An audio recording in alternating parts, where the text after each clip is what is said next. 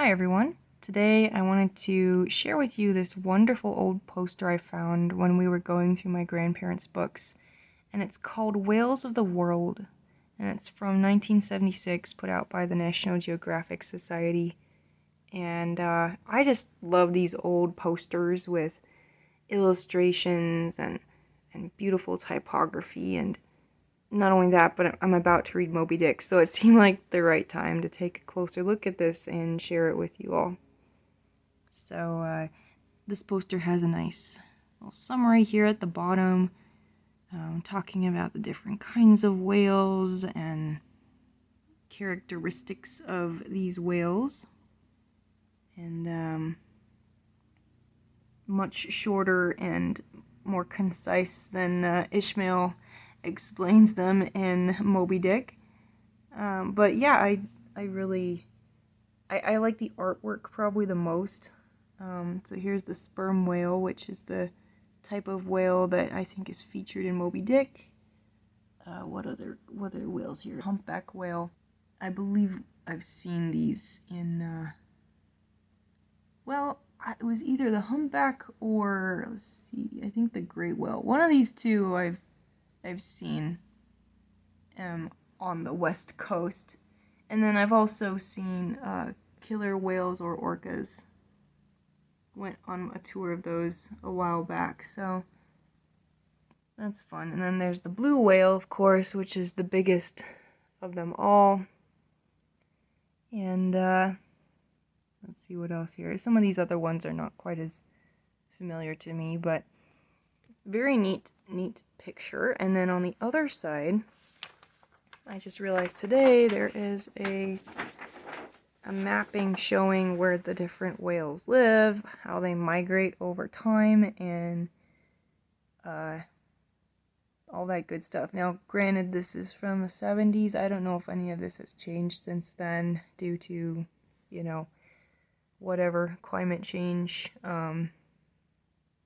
So, too, also this was made back when the Soviet Union still existed, so you'll notice that there's references to that here, which is interesting.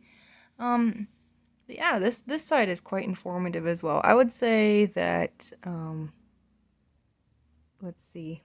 I would say that for putting this up on the wall, which I might just do, I'll probably use the other side of the poster, but I don't know. I just love this stuff, both sides. Here's something about the sperm whale. Most numerous of the great whales, the sperm roams virtually all ice-free ocean expanses.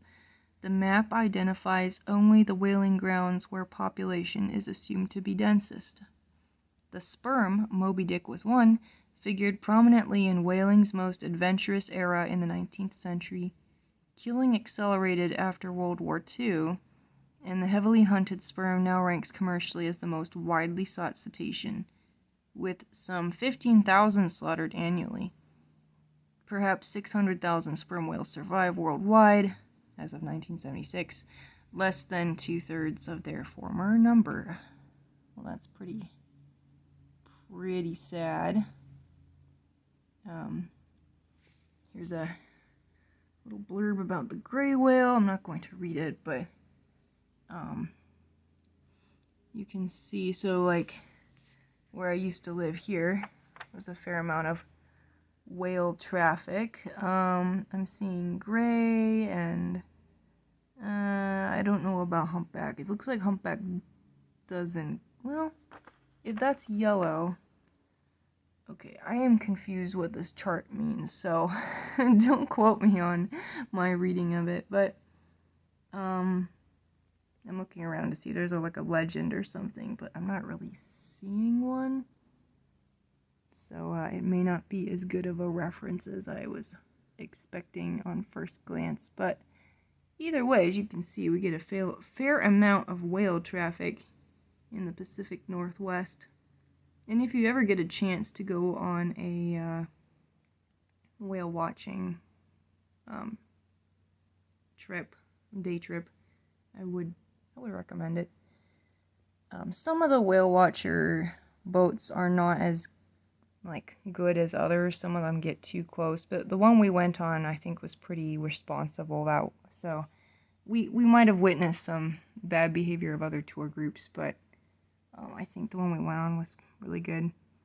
So yeah, this is Whales of the World.